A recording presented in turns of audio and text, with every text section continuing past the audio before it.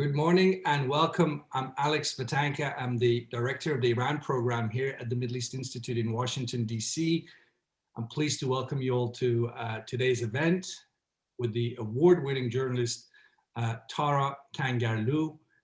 Tara will join me today to discuss her forthcoming book, The Heartbeat of Iran, that's due to be released on June 1st.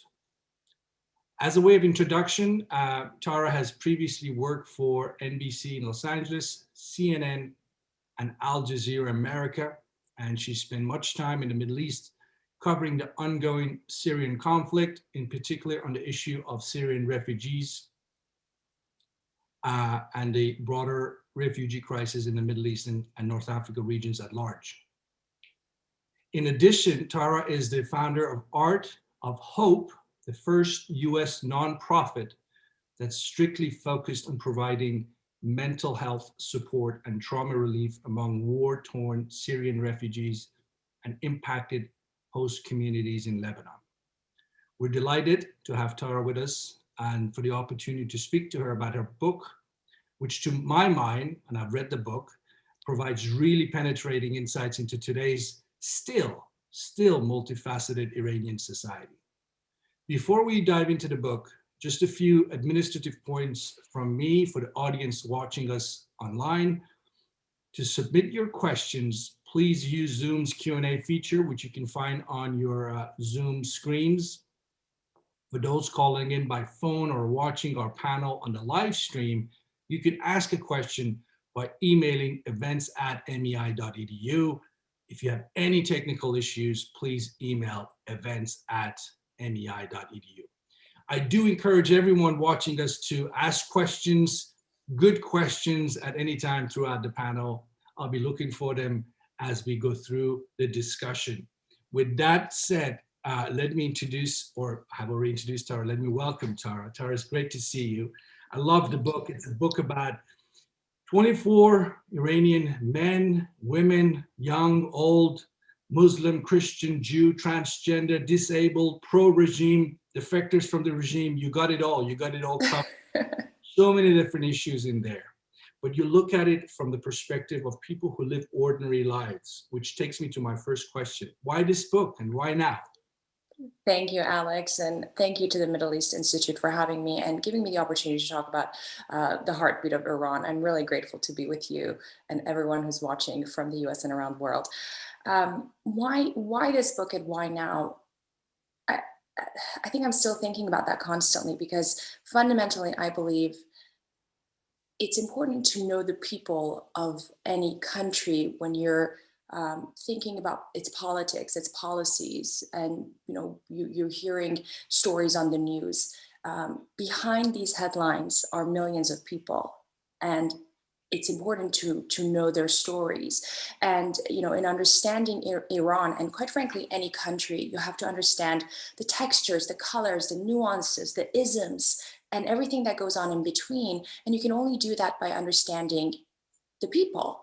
And that's why I decided to write The Heartbeat of Iran. It's a project that took almost 4 years. It's a personal project. It was completely done, on my own, because I thought that this narrative is missing. And so that's why I did the book, and I hope that it really would give that colorful and real and authentic insight into this very multifaceted and diverse country that is, again, often seen through insular news headlines and a very blurry political fog. Right. Tara, you and I, we're part of that generation, born about the time, I'm older than you, but 1979 revolution has played a big part in our lives because that's the image that people today hopefully have in mind. The Iran of before 1979 is not as well known.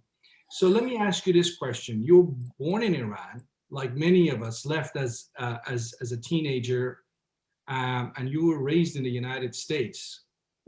Tell me about that. Tell me about how that upbringing, your personal experiences, the relation that has to your decision to the book and what ended up being in the book. You, Alex. like you mentioned, I was born and raised in Iran until my late teens. So I almost finished high school in Iran.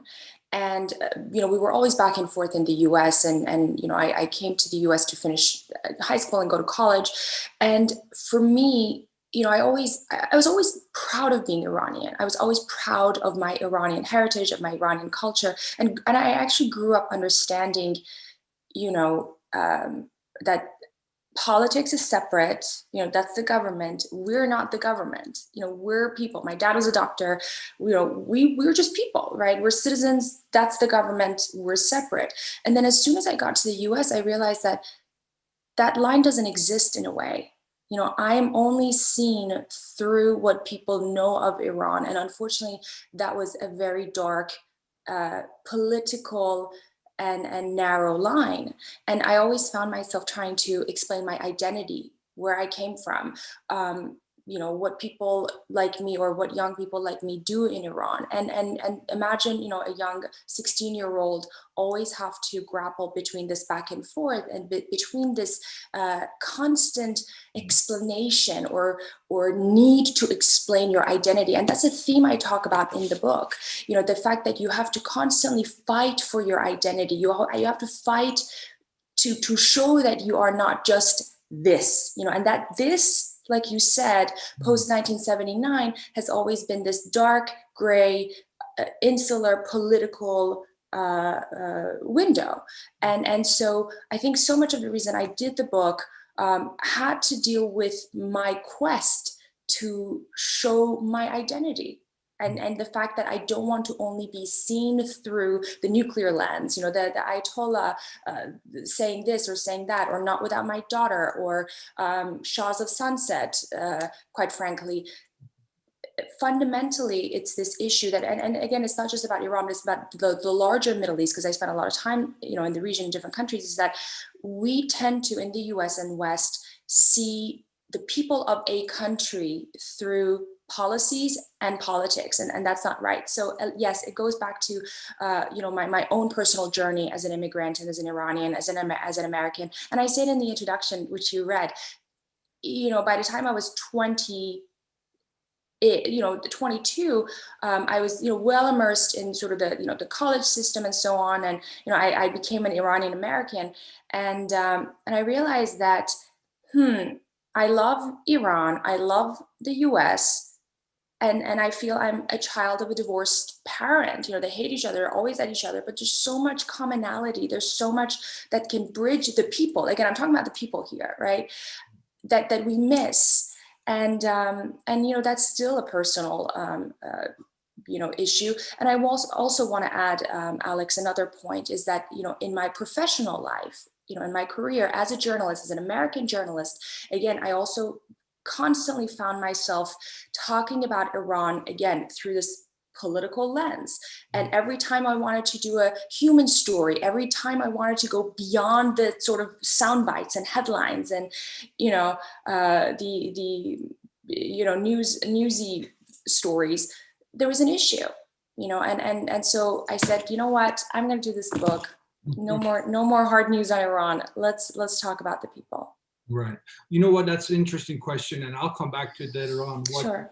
media can do in terms of coverage of the country of Iran, and not forgetting the people in that place, because I mean, you could make the argument that the biggest instrument, and certainly that's an argument I've made, the biggest policy instrument, and I don't want to turn this into a policy discussion today about your book, but that policy instrument is the anger you find in Iranian society against the authorities that rule over them.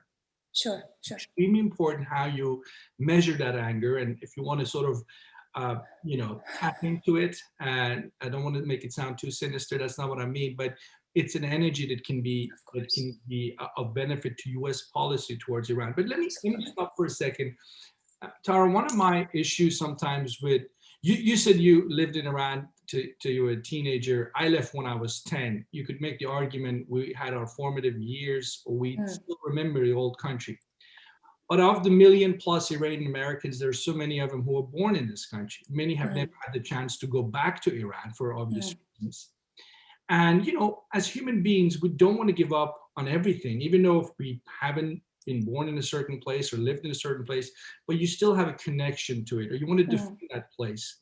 And oftentimes the trap is you end up romanticizing a country. And I often find myself, people who are Iranian Americans, romanticizing or defending the Islamic Republic's policies. And that can be troubling for me, because I feel it comes from a lack of knowledge in terms of what they're doing in the region, as you call them, the Ayatollahs. But you talk to people who actually live in Iran. And some of those things that I think are real and should be accounted for, they're living it in Iran right now. So if you're talking to an Iranian American community right now, who might want to sort of defend Islamic Republic's policies in terms of foreign policy, what would you tell them when you, for example, in your book, mention repeatedly through the the expressions of various folks, the painful impact of the sanctions, for example, the bad image that the regime has created for Iranians and so on. They live it, they don't like it, but then we have people who live outside who might sort of look at it differently. How do you bridge the two? That is such an interesting question and an important one, and I think we can talk about that for the whole hour. I want to point a few things, Alex. Number one, Iranian Americans live a very different life than Iranians inside the country.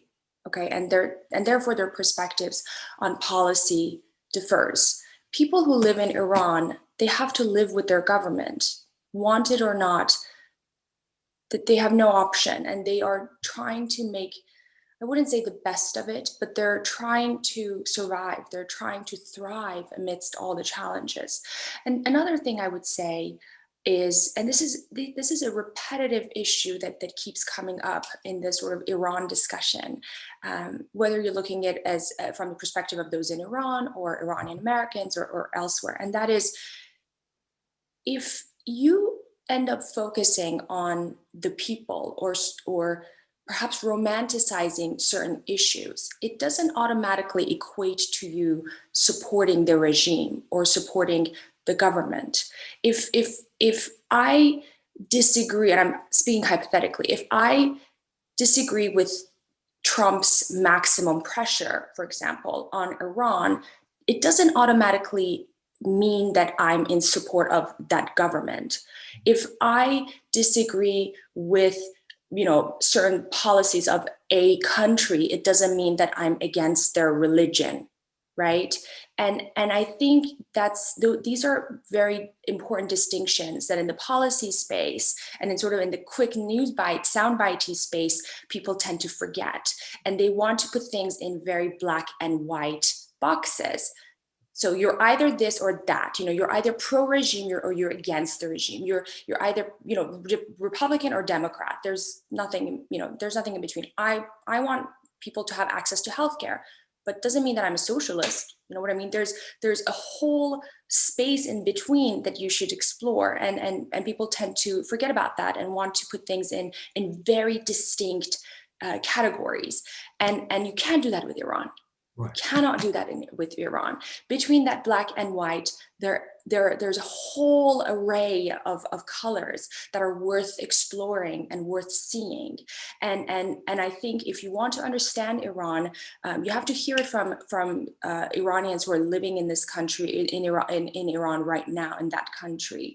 Iranian Americans have a very, and it's interesting, by the way, because not all of them think alike. I always say that Iranian Americans are not united as a community in various ways and for many reasons. But when talking about Iran, issues pertaining Iran, I think it's worth talking to the people who are being affected directly by the policies at home, by the policies abroad, and are, again, like I said, struggling, but also finding ways to live. They're ordinary people trying to live their lives amidst all the challenges. Right. Speaking of, did I answer your question? You did. And you kind of gave me a nice segue here too, because you spoke of challenges. What were some of the most specific challenges in terms of bringing this book to life? Oh my goodness, just so many challenges. But a few I want to share is And it goes back to this issue of narrative. You know, I had a very hard time finding the right publisher who would want to do this book, because I was approached by people, you know, I was approached by agents, and I would go look at publishers and speak with agents. And categorically, Alex, and I want to talk about this because this is important, because I know your audience is interested in Middle East, and I wonder if this, and if other people have experienced this, other authors of Middle Eastern heritage. I was constantly faced with this issue of, why don't you write about yourself? Why don't you write about your memoir? Why don't you write about, you know, your experience in Iran, or how you left? And you know, again, I came from a very normal, ordinary family, you know, educated.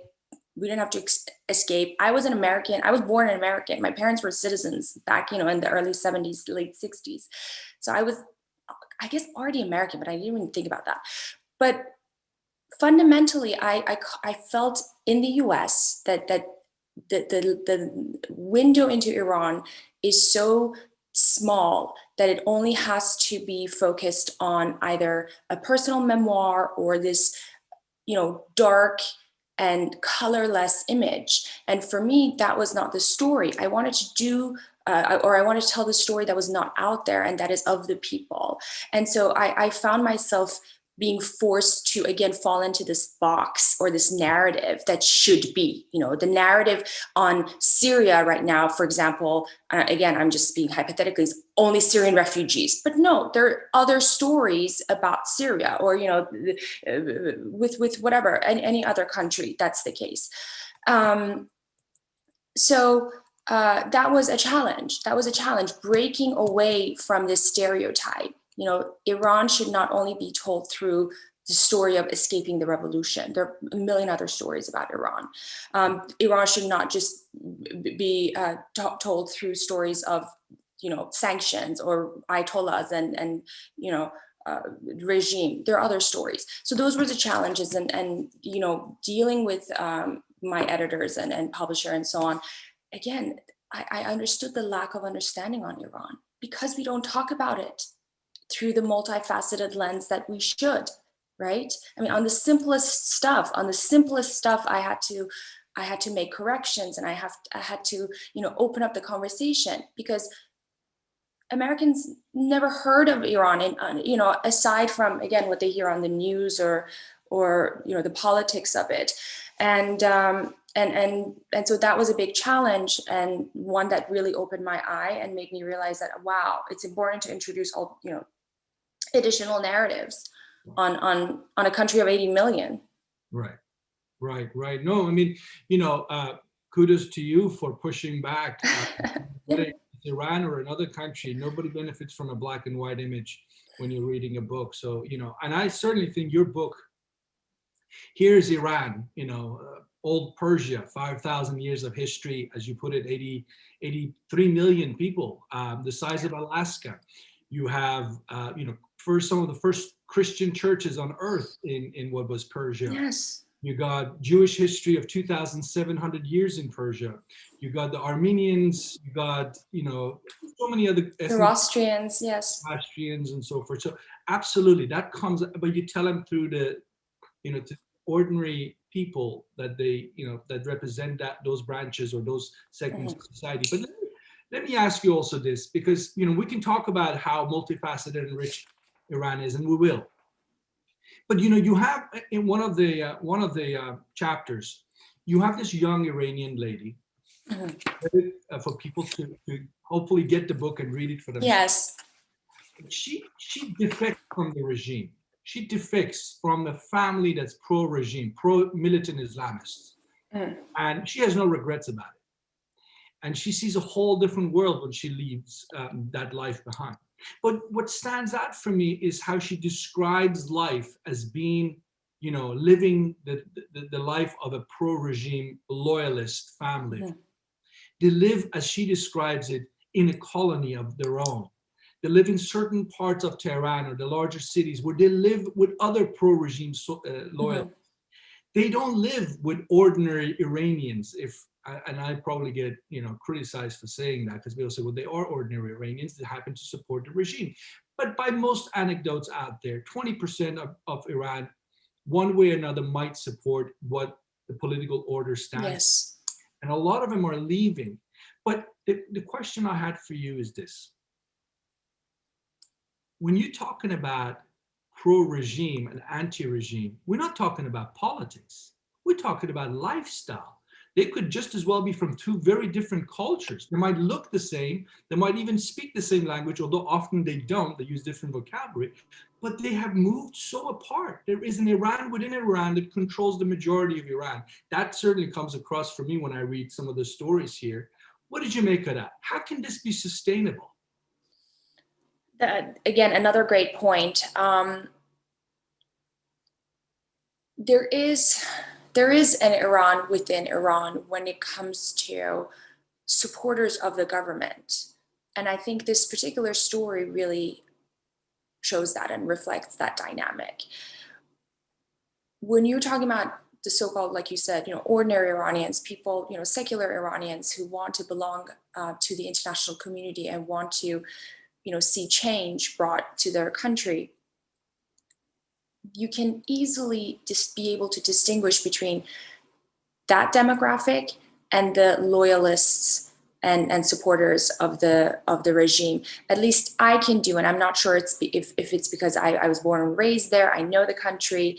I lived and breathed in this society, so I can spot a supporter of the regime or an anti-regime or an ordinary person easily. But fundamentally, I think you raise an important point.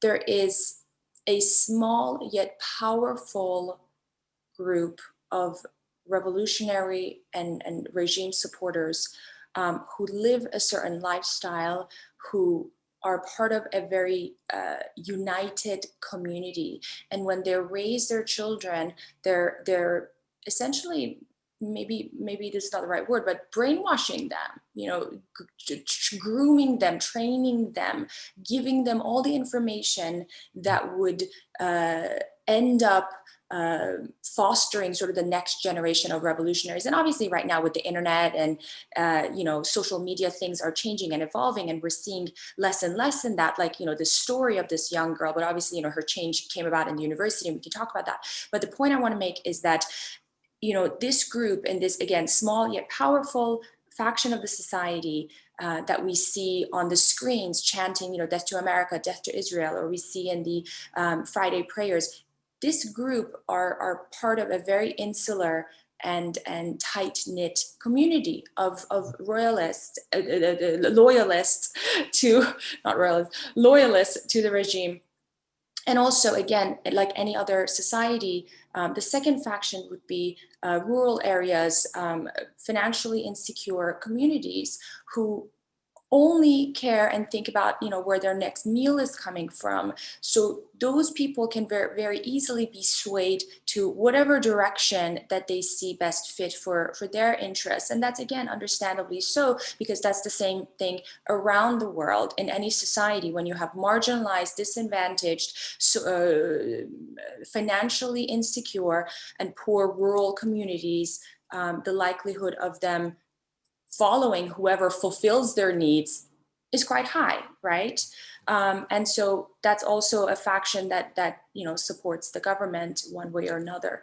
But ordinary Iranians, secular Iranians, they go about their life, and the distinction between the Iran within Iran, I think, is easy to see, at least for people who know Iran well and live there. But that's an element that I wanted to bring about in my book, because, again, it's important to know that there's a distinction between people who govern Iran right now and the people, the same way that there is, in the United States.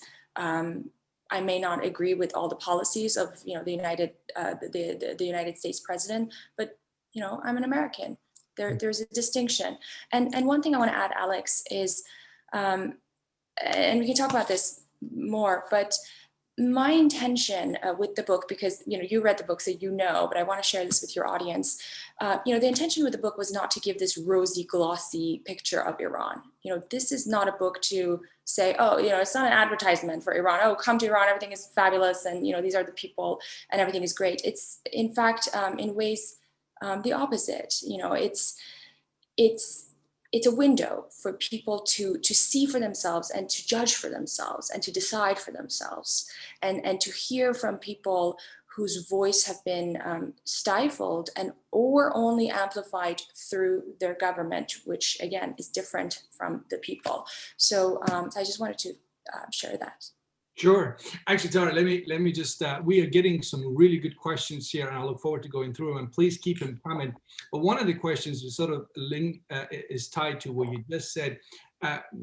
The kind audience member here has sort of suggested that I might be, whether I want to or not, arguing for regime change in Iran. But that's not exactly what I meant. What I'm trying to get to, which is I think what you're trying to get to by telling this story, is what these people are experiencing, ordinary Iranians, in your book.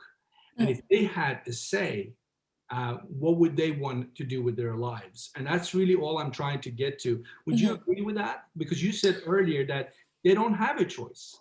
They don't have the choice to come out and demand something different. There are no free elections in Iran. You don't choose your leaders through the ballot box. I know Iran will have elections in a few weeks' time, but the elections are hugely regulated, as you know. So what do you say to that? That any kind of criticism, you're somehow a proponent of violent regime change? A few things.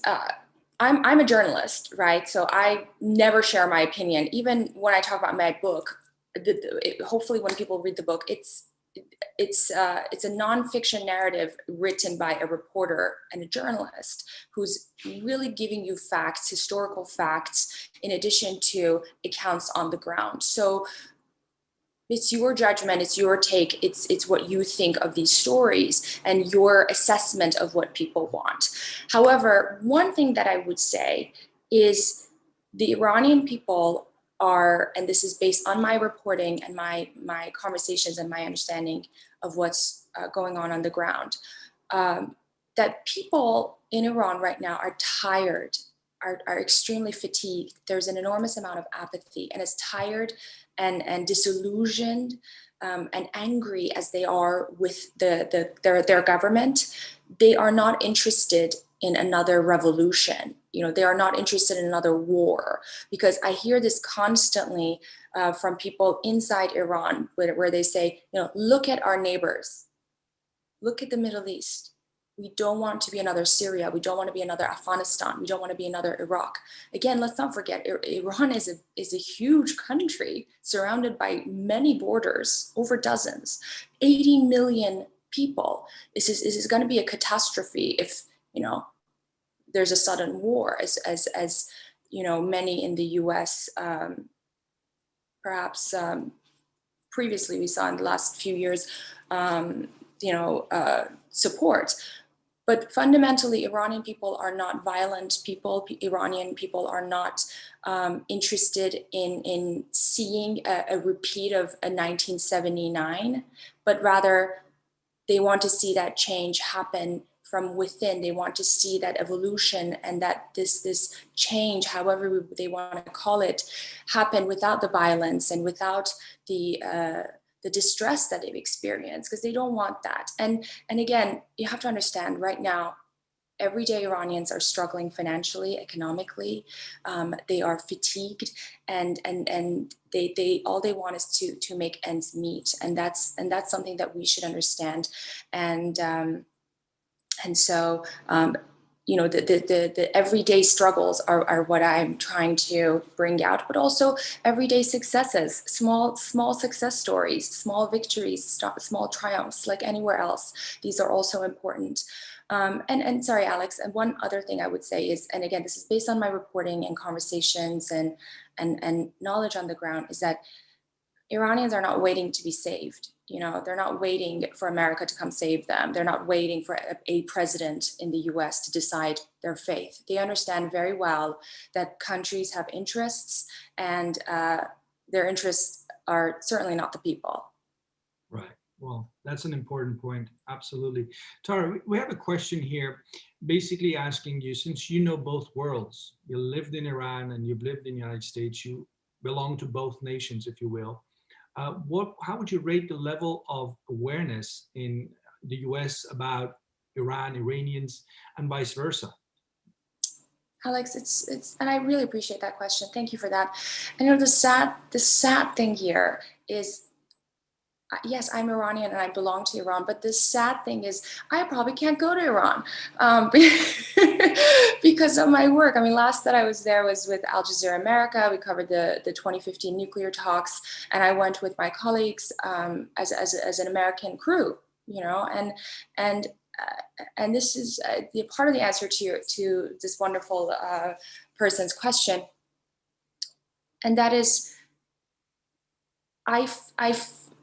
I also feel that pain. You know, I am in a situation where I might be at risk if I go by way of my work and, you know, my profile and so on, because journalists are not necessarily, you know, the safest people in Iran, and so think about that, you know, and so but I still you know, distinguish. I'm a very unique story. Not every, you know, there are not 80 million others are not similar to me. I'm a unique case. So, you know, I don't represent the society through my experience or my lens, because I'm just one person with a unique story. So I just wanted to share that and throw that out there. But back to sort of the broader issue. Yes, the perspective on Iran, again, is a very insular, very narrow. And I talk about that in the introduction. And I think that anecdote might be of interest to the audience member. And I was sitting at this event, you know, surrounded by very high profile people, you know, from the policy space, the business sector, and so on. And we were just chatting. And as soon as they saw my name card, they asked about my last name. And suddenly, you know, that noise, you know, pencil drop. Oh, you're from Iran? Oh, why don't you have an accent? Oh, did you have to wear that black thing on your head? And I was like, no. I mean, I wore a scarf, but I wasn't like covered in a burqa. And you know, I grew up learning English, so that's why I don't have an accent. But imagine, you know, a 30-something-year-old having to explain some of the basic fundamental, you know, facts that are no issue. Why you can't speak two languages? You know, I have to defend why I look like this, or explain, you know, my upbringing. And so being, you know, 34, I was able to respond to that, right? But imagine being 16, 17, 18 and being faced with similar questions from your counterparts, from your teachers, from your schoolmates. There's an emotional toll that takes on you. So I sort of grew up with these questions, and I think by now know how to respond. But yes, there is this tug of war because you're proud of where you come from, but the misconceptions and the stereotypes are so deeply woven in the American society about Iran that you always find yourself explaining who you are and fighting for your identity. And the same, you know, I think elsewhere in the US and Europe. And I'm going to stop, but I want to add one anecdote, because I think it's going to be interesting, because some of the folks might be joining from the Middle East, and you know, we're the Middle East Institute. The same happened in the region. You know, you mentioned my organization, Art of Hope, which is, you know, a small nonprofit that is a passion project as a result of my work in the region, covering the Syrian refugee crisis, and I work in Lebanon in partnership with small young Lebanese NGOs. And, you know, I go in as an American, I'm an American, but the minute they find out that I'm Iranian, oh my God, you know, Ahmadinejad. I'm like, oh God, no, Ahmadinejad. This is not, that's no. And the misconceptions are there too. Right. You know, why should Iran only be seen through the people who govern the country right now, the stereotypes, the hostage crisis, and news bites? No, we're people. And we have each unique stories that are worth telling. Right. Tara, to be you know, uh, honest about it, I think the messaging from the Islamic Republic hasn't helped, and their messaging is not targeted at the sort of people might meet at a reception. They're targeting a very hardcore group of people that they want to maintain, ties with, and they couldn't care less about the rest of the world. They're aiming for the minority that they care about, not the majority. But a related point. The question here, Tara asks you, how did you choose the people that you decided to interview? And could they speak freely, knowing that their names would be published in the book? That's a great question. I was, the first part I would say, when I wanted to do this book, I knew the issues that I want to tackle. I wanted to tackle issues pertaining education, women, children, religious minorities, environment, just day-to-day life. So there are, issues that are newsy in any country. If we're doing a news rundown, we see, okay, what's relevant, what's not. And fundamentally, when talking about a society, what are important? The economy, sort of the overall well-being, health, medical sector, the agriculture sector, food, art, music, culture. I mean, the layers and layers of issues. So I knew the topics and areas that I wanted to focus on. I wanted to talk about the Iranian food. I wanted to talk about Iranian music, art, culture, cinema. I wanted to talk about, religious minorities. I wanted to talk about women's issues, but also success stories, women who are thriving despite all the challenges and restrictions, athletes who are succeeding despite the host of challenges and hardships that they're facing. And I think that's how I narrowed my way through finding the characters. And I also want to say that I've interviewed close to 40 people for the book, because by no means 24 or even 100 people would be, a full depiction of a society. I mean, we're talking about a country with 80 million, right? But these are just snippets. These are just small stories that would hopefully demilitarize Iran and give that human voice for people to judge and see and connect and understand Iran beyond the headlines. And so I interviewed about close to 40. We narrowed it down with my publisher to 24 because it just otherwise it would be a very thick book. And so yes, those are the numbers I interviewed. Oh, the challenges I see. Yes, people shared their stories with the knowledge that they're living in Iran, okay? And I added context, again, as a reporter, as a journalist, everything is factual in the book. Everything has already been said. So, I'm not revealing anything mysterious about the government or anything that has been unknown. It's just facts as is, things as are, in addition to these very humanized and intimate stories. And so I think, again, people's stories are their slices of life. And I think, they shared it with the knowledge that it would be shared with my readers in the US and Europe. And I don't think anyone who lives in an oppressed country would have full freedom to speak their 100%. But I think everyday struggles, everyday lives, everyday challenges, everyday success stories, don't necessarily have to be filtered. They're just lives. We were not discussing some profound political issue. It was just daily lives.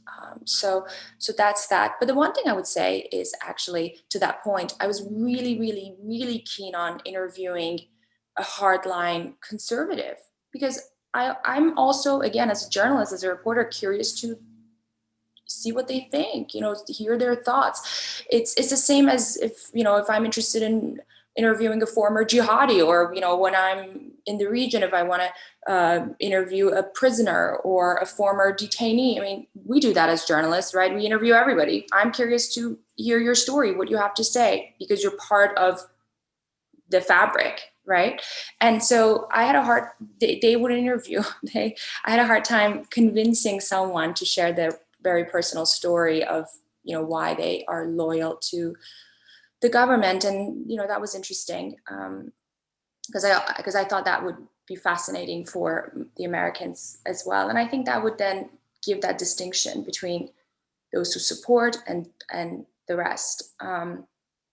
But so, yes, a lot of work has gone into it. And I think the book tackles a host of issues through very intimate stories. Thanks for bringing that up. I actually didn't mean to ask you that you mostly did not speak to what we could classify as pro-regime voices. Pro-regime, yeah. Abtahi, sort of a regime operative, is in the book, so I would recommend people who are interested in, although he can be classified as a hardcore supporter of the regime, and he actually ended up in prison for a while for his views, but he's still in the system. We have a question on the issue of Israel, and in the book you have, I believe, 2 chapters that talk about the Persian Jewish community, as you said, has lived there for 2,700 years. Yes, long time. What does that do to their situation when the Islamic Republic since 79 has chosen to go after, if you will, Israel?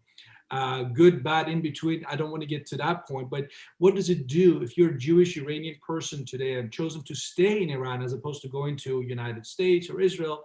What kind of precarious situation are they in at all? Read my book. Read the book. No, Alex, it's interesting.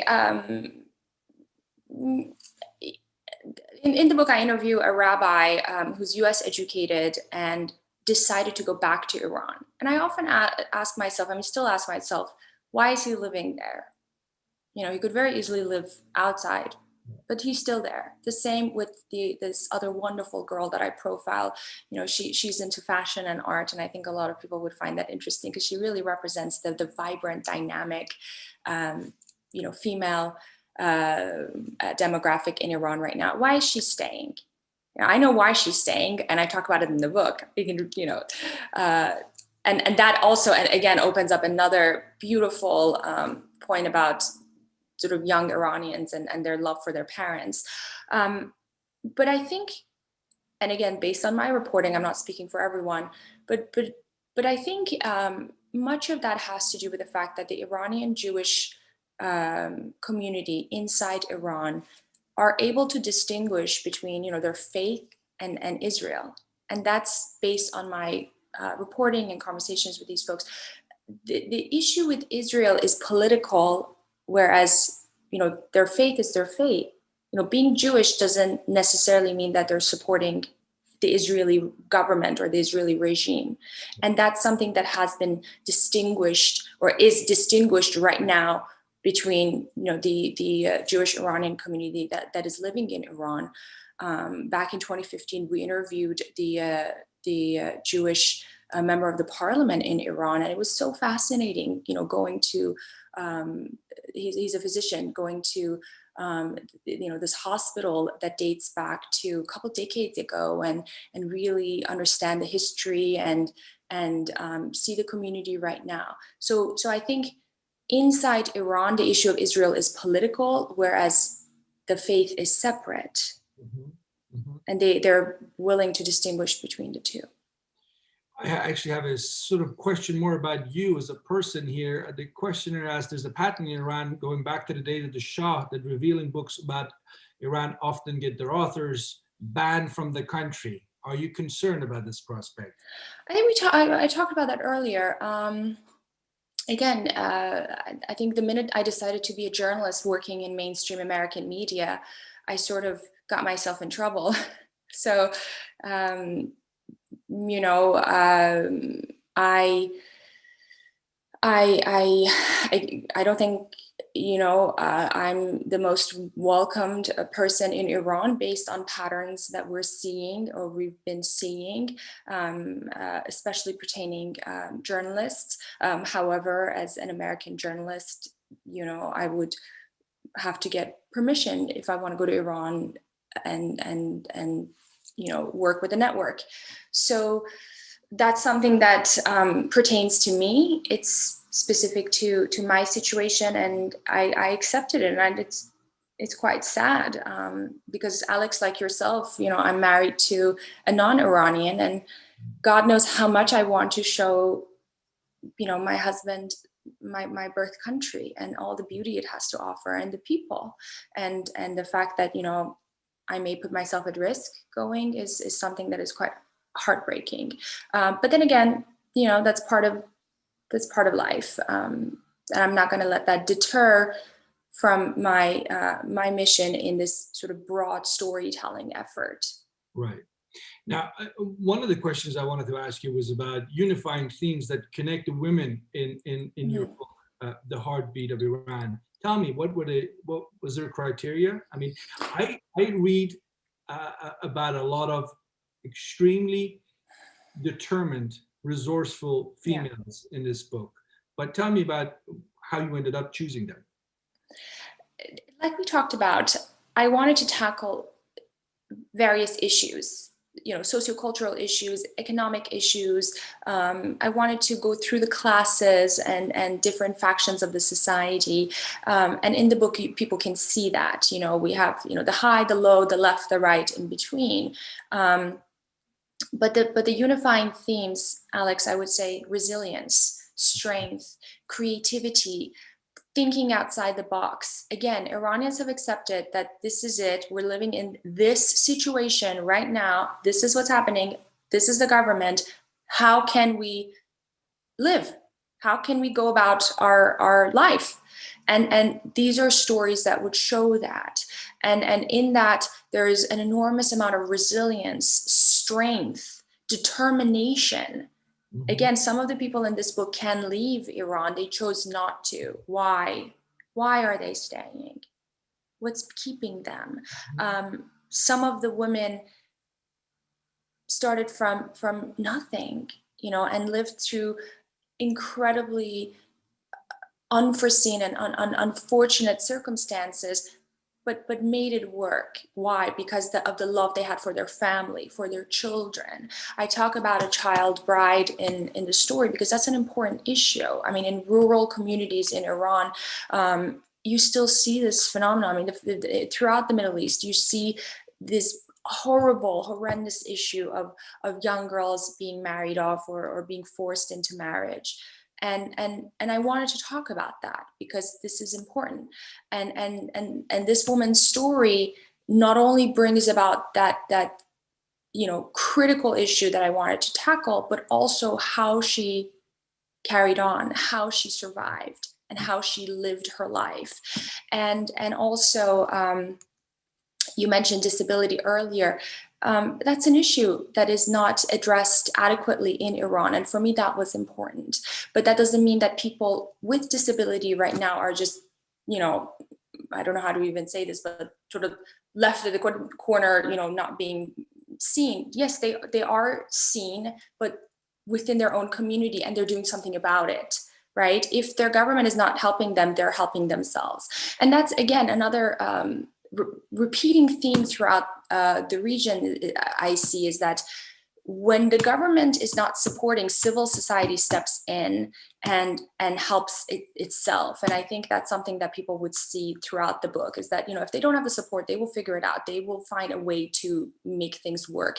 And people supporting one another, that love for the community, it also, I think, is reflected in the book. No, absolutely, it is. But Tara, as you know, and you point out to some really prime examples of how people who are finding themselves being restricted in various ways in life, they're trying to live a life as they choose as individuals and being restricted by the regime, that keep pushing the boundaries. And I think the last 42 years. Certainly, the Islamic Republic is not as dark as it was, say, in the early 1980s. It has mellowed to some extent, but just not mellowed enough. I mean, there's a huge distance between what you could describe as the ordinary Iranian and what the regime stands for, which is why you have a huge brain drain and emigration. People need to leave, but as you pointed out, some decide to stay. But the question that again is, and I don't want to put you on the spot, is a tough question, but is it enough? And does the regime come to its senses at some point and realize we are asking for trouble, we are asking for another revolution, which you rightly pointed out is not what ordinary Iranians want, because revolution tend to go wrong.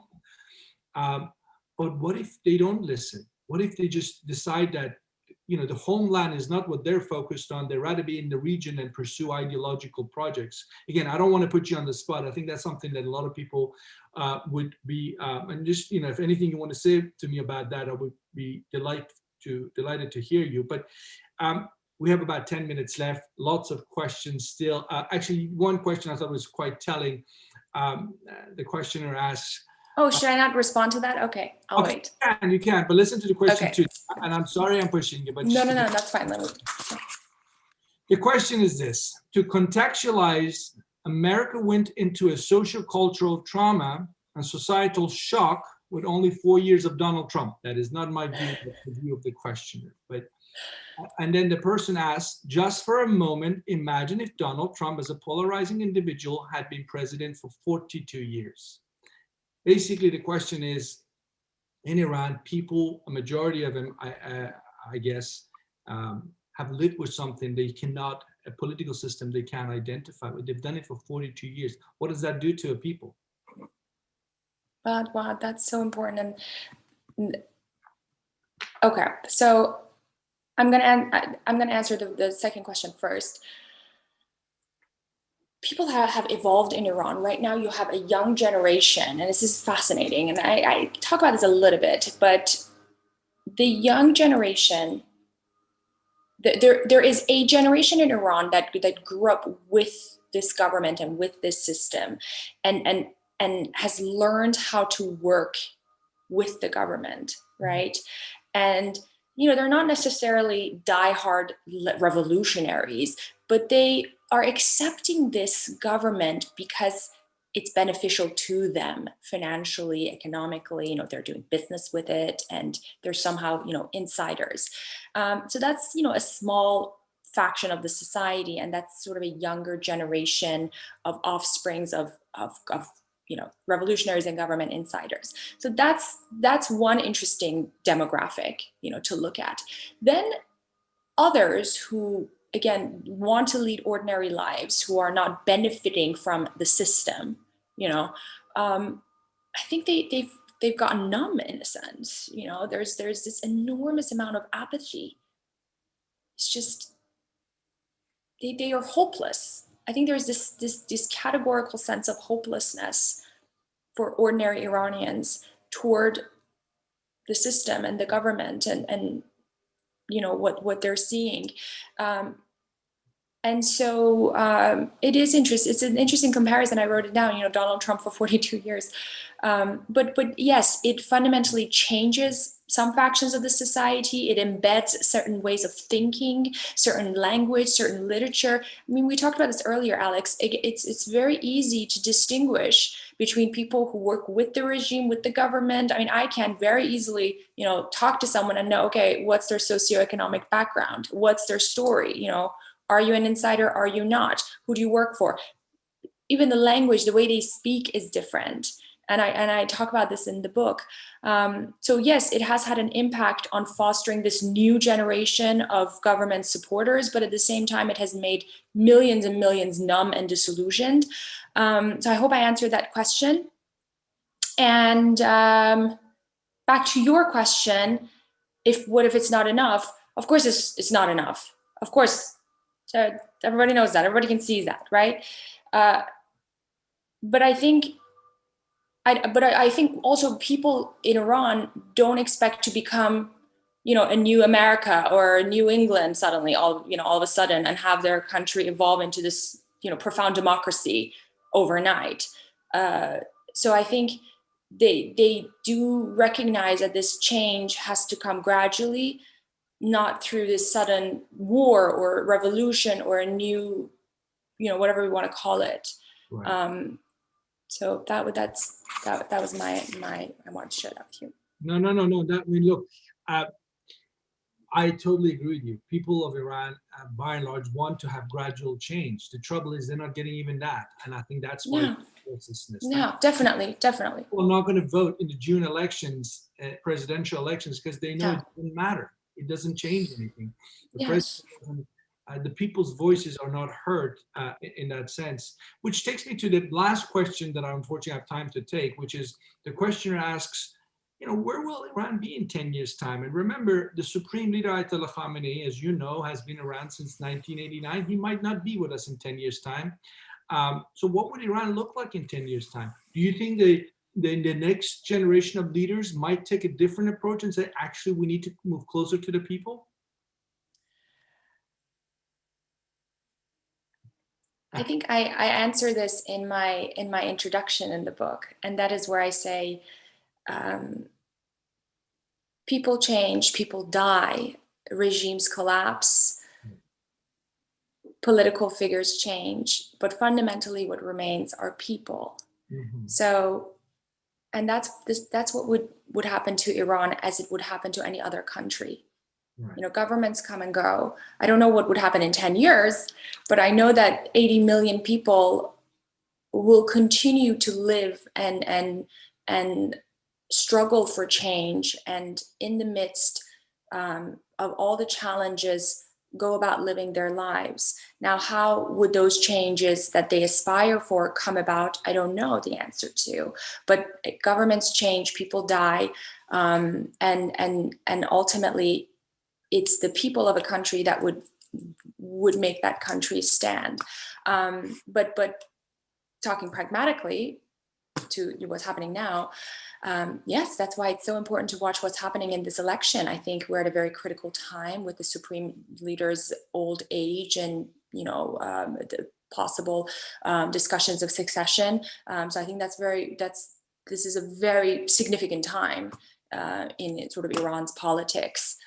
And I think we're all waiting to sort of see what happens next. And this election, I think, very much would help us understand, the calculations or the setup of what the government is planning for. Tara, we have about 2 minutes left. So I want to ask you to, in your own words, obviously, tell us what did you want to, and you have answered this question, but I want you to summarize now after an hour of listening to me and the questions. What did you want to achieve with this book? I read a beautiful quote where it said,